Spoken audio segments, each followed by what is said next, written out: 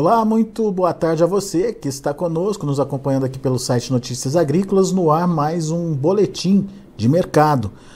E a soja lá em Chicago teve mais uma sessão positiva, ganhos aí importantes de 15, 17 pontos nos principais vencimentos, e com a alta de hoje, a soja retoma aquele patamar acima dos $15 por bushel, e a gente quer saber o que pode acontecer com o mercado a partir de agora. Afinal de contas, é um patamar de sustentação, é um patamar consolidado, pode subir mais, ou o mercado ainda está dependente da ação dos fundos? Como é que a gente deve entender toda essa precificação da soja? Vamos conversar com quem entende, vamos lá para os Estados Unidos, onde está o meu amigo Aaron Edward, consultor de mercado, e o Aaron está de olho nessa oscilação dos preços, inclusive vai mostrar para a gente ali aquele gráfico, né, de oscilação dos preços, onde 3 sessões atrás rompeu aquele canal de alta, né, Aaron, que a gente já tinha discutido das outras vezes. Mas enfim, a ideia hoje é entender o que está acontecendo com o mercado. Teve essa pressão negativa, o mercado caiu bastante, mas se recuperou rapidamente. Voltamos para o patamar anterior aí, aquela queda de 30 pontos que a gente viu acontecer nessa semana, Aaron. E agora? E agora? Essa é a excelente pergunta. Para chegar nesse ponto, como você destacou muito bem, é importante entender o que aconteceu. Então, primeiramente, o quadro fundamentalista não mudou em nada. Os estoques que estavam apertados continuaram apertados, a safra brasileira continua caminhando, mas meio lentamente. Então, o quadro fundamentalista não mudou, não tem choque de demanda, não tem choque de oferta, não é uma história fundamentalista no sentido de uma mudança na realidade. Mas, aí que vai a frustração, mas é importante destacar, semana passada o que aconteceu foi o USDA produziu, né, divulgou o outlook deles, e eles falaram, olha, a área vai ser grande, especialmente para trigo e milho, que derrubaram esses mercados, e a soja vai manter a área, e a produtividade de tudo nos Estados Unidos vai ser o trendline yield, que é aquela média que é crescente ano após ano. Aí que tá, publicaram um número grande, os fundos entraram com uma pressão violenta de venda, mas daqui para frente, qual que é a direção do mercado? Entramos no final de semana com essa tendência. Minha opinião pessoal, e para intensificar essa questão dos fundos, nós ficamos, por uma questão técnica, nós ficamos num apagão de dados dos fundos por quase um mês.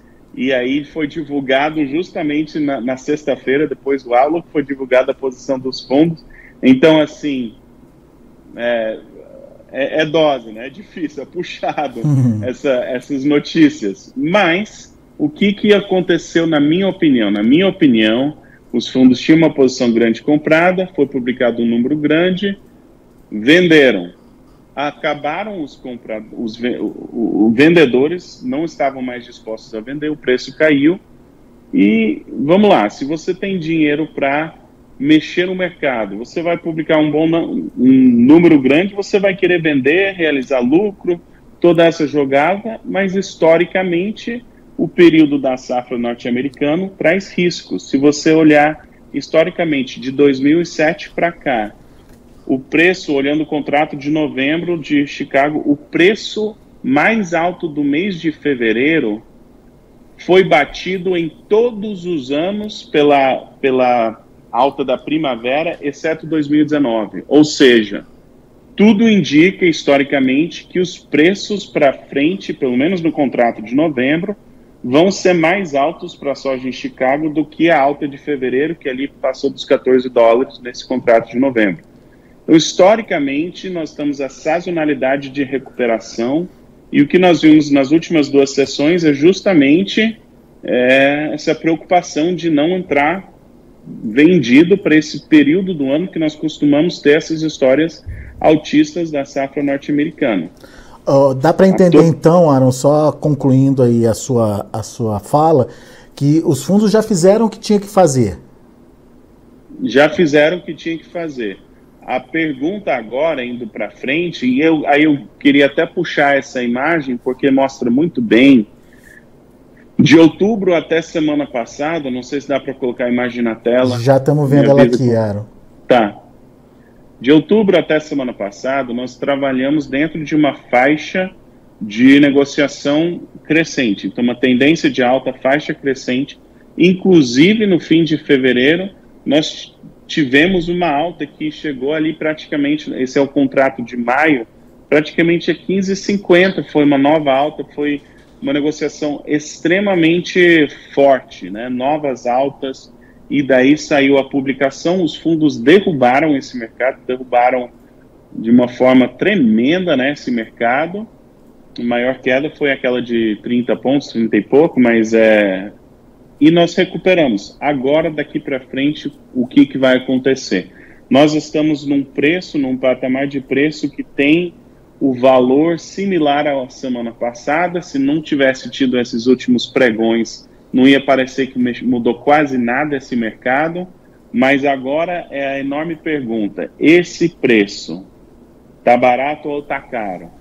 Então, a negociação dos últimos dias, para mim, é paciência, nada de desespero, nada de decisão precipitada, nada de pânico, mas daqui para frente, essa tendência do mercado, nós vamos voltar e entrar novamente nessa faixa crescente e, se sim, para mim vai testar esses 15,50 e provavelmente passar, ou será que essa é a tentativa e o mercado não vai conseguir superar porque tem pressão de venda?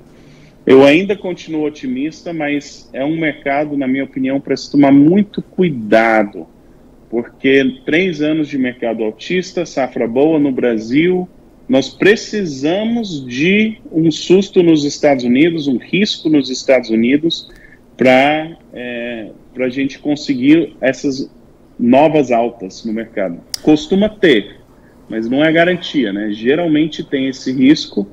E outro ponto é que o farelo, o maior exportador de soja, de farelo, de soja, é a Argentina.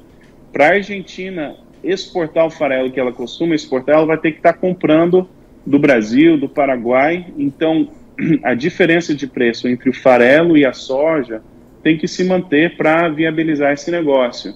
E o farelo também teve um pouco de dificuldade. Então, a soja e o farelo têm que permanecer em tendência de alta para ser muito otimista esse mercado de Chicago.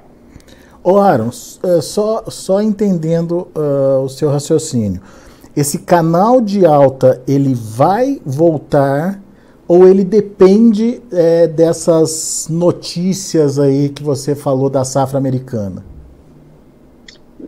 Excelente pergunta. Quando você cai abaixo de um suporte, aí aquele suporte se torna resistência. Então, a gente está tentando entrar nesse canal, está tentando subir a linha acima dessa linha verde, que é média móvel de 20 dias, para manter ativo essa tendência de alta. Daqui a 2, 3 sessões nós vamos ter bem mais informação se isso está se mantendo ou não. Essa linha verde hoje está nos 15 e 19. Pode deixar fechadinho, fica mais fácil de ver. 15 e 19, Se quiser, de forma bem simplista, se Chicago está acima de 15, você pode ficar encorajado. Se Chicago está abaixo de 15, é importante ficar com um pouquinho de cautela nesse mercado. Mas a verdade, que nem eu falei, o quadro fundamentalista não mudou. Os estoques de soja nos Estados Unidos, tem pouca soja por aqui, pouca soja mesmo. E então quem tem pressão de venda nesse mercado é o produtor brasileiro e os fundos. Tá. Vamos ver o comportamento, né? Tá. Então, digamos que o cenário para Chicago ainda é favorável, digamos assim. Preços se mantendo aí acima dos $15 por bushel é favorável. Mas e para o Brasil, sim, Aaron? É a mesma situação? Temos a possibilidade de ver esse mercado assumir esse canal, esse viés de alta, esse canal de alta aí? Eu acho que uma recuperação no mercado brasileiro, tanto por câmbio quanto por prêmio, quanto por Chicago, uma recuperação no mercado brasileiro é possível. Nós estamos sofrendo nos preços no Brasil e essa soja tem que trocar de mãos. A palavra de alerta para mim no mercado brasileiro é que, com o tamanho da safra brasileira, até que não trocar de mãos uma grande quantidade dessa soja, as altas vão ser difíceis no mercado físico do Brasil.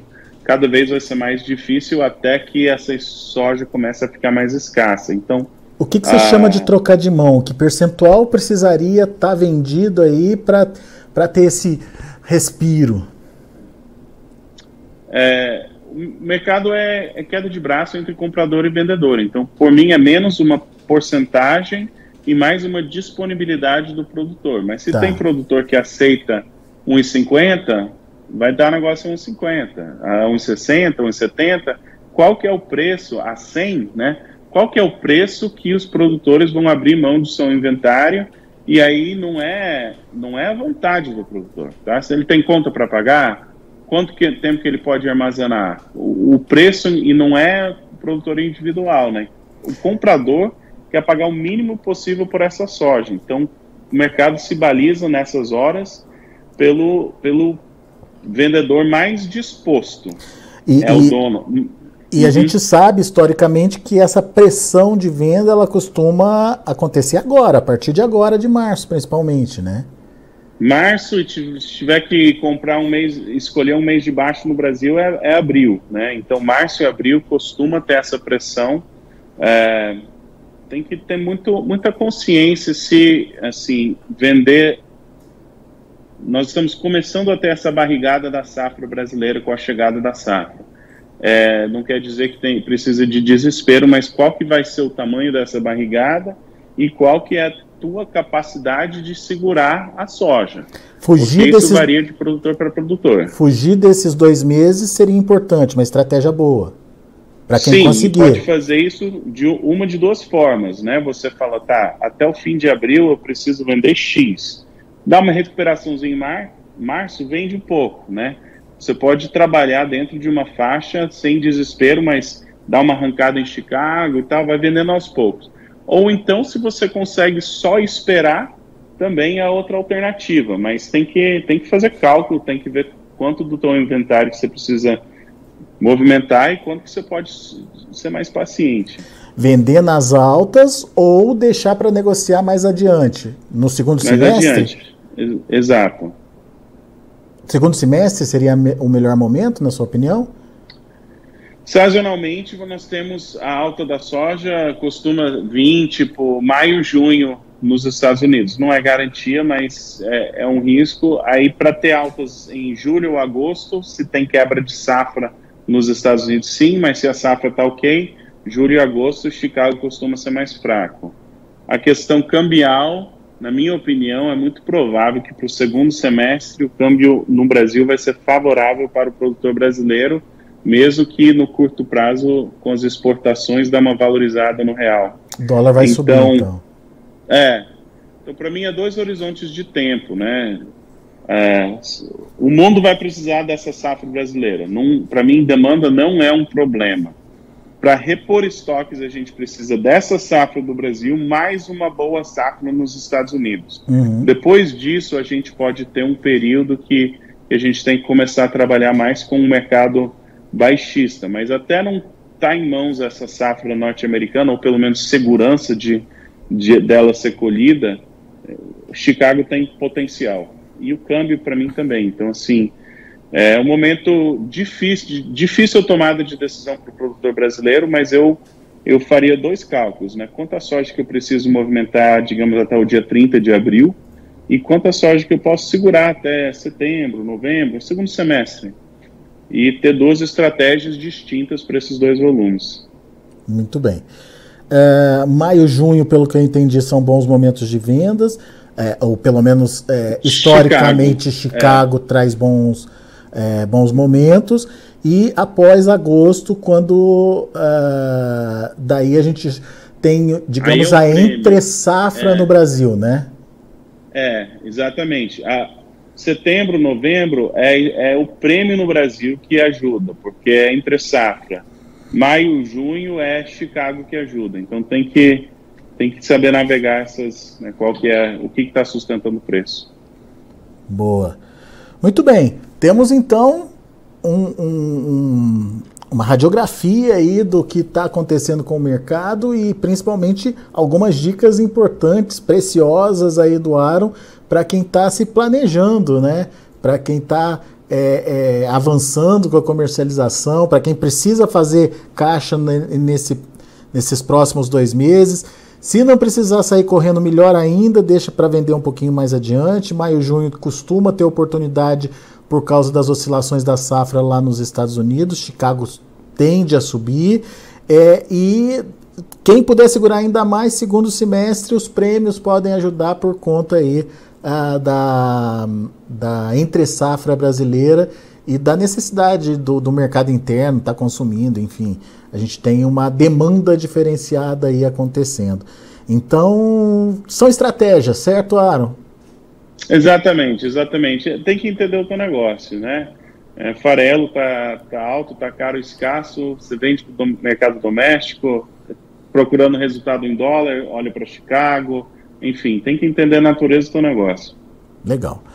Muito bem, meu amigo, mais uma vez obrigado pela sua participação, Aaron Edward, direto lá dos Estados Unidos, direto lá de Boca Raton. Seja bem-vindo sempre e volte sempre quando quiser, trazendo as informações e atualizando o mercado aqui pra gente.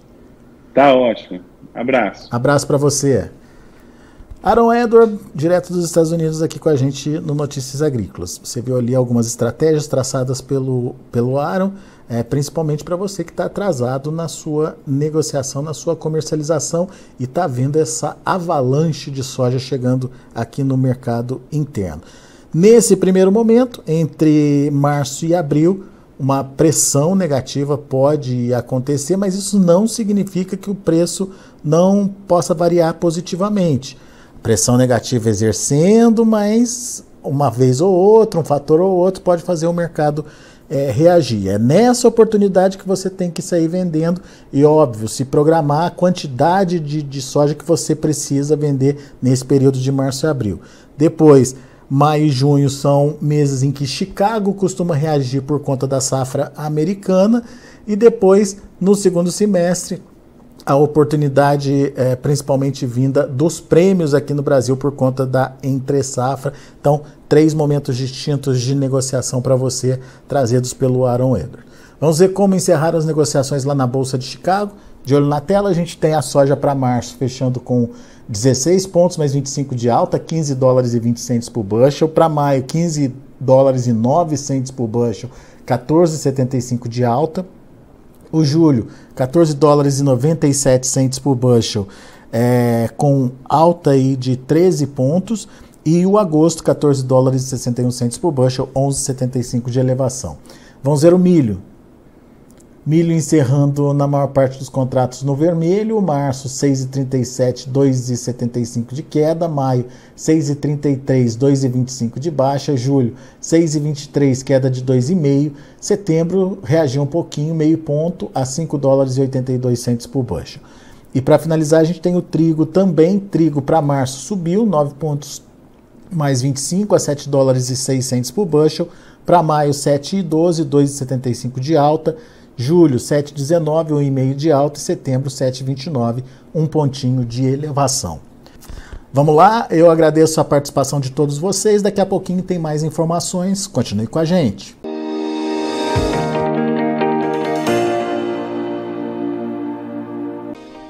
Se inscreva em nossas mídias sociais. No Facebook, Notícias Agrícolas. No Instagram, @Notícias Agrícolas. E em nosso Twitter, @Norteagri.